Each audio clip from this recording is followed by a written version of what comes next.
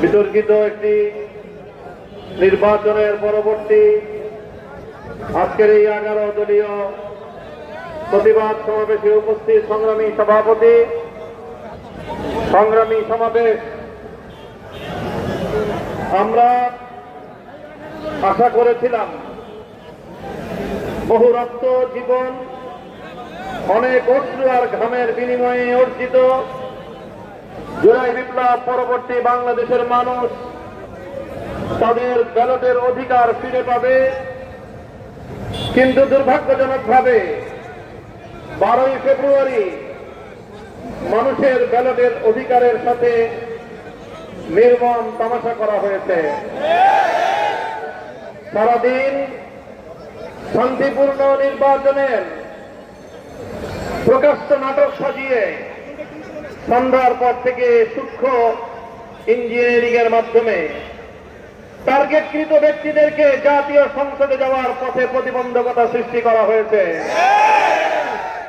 Deep স্টেটের agenda বাস্তবায়ন করতে বাংলাদেশের জনগণের অর্থে নালিত প্রশাসন ব্যবহৃত হয়েছে।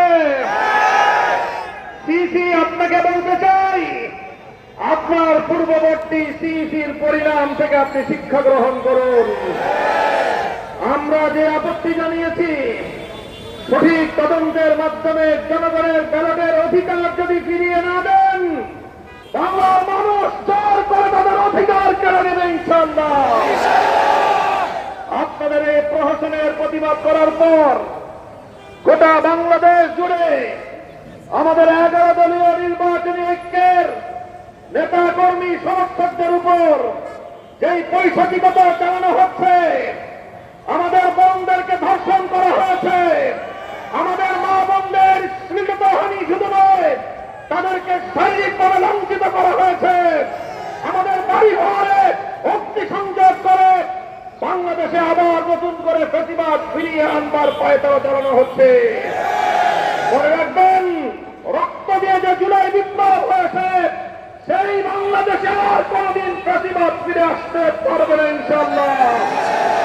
পুরনো ফ্যাসিবাদীদের সাথে সখ্যতা করে বাংলাদেশের রাজনীতিতে যদি তাদেরকে আপনারা প্রবেশ করবার সুযোগ তৈরি করে দিতে চান, সেই পথ ফ্যাসিবাদকে ফিরে আসার জন্য তৈরি করবেন, সেই পথ দিয়ে আপনাদেরকে দিল্লিতে বিতাড়িত করা হবে। তৃতীয় কথা আমাদের পরিষ্কার, শরীফ ওসমান হাদি সহ প্রতিটি হত্যাকাণ্ডের বিচার করতে হবে। জুলাই বিপ্লবের আকাঙ্ক্ষা বাস্তবায়ন করতে হবে।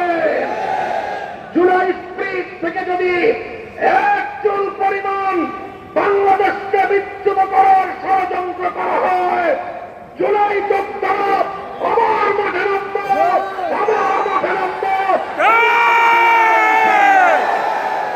সকলকে ঐক্য এবং সংহত মজবুত করার, আগামী দিনে দেশের মানুষের ভোট এবং ভোটের ন্যায্য অধিকার বাস্তবায়নের লক্ষ্যে চলমান এই সংগ্রামকে মজবুত এবং সংহত রাখার উদাত্ত আহ্বান জানাই।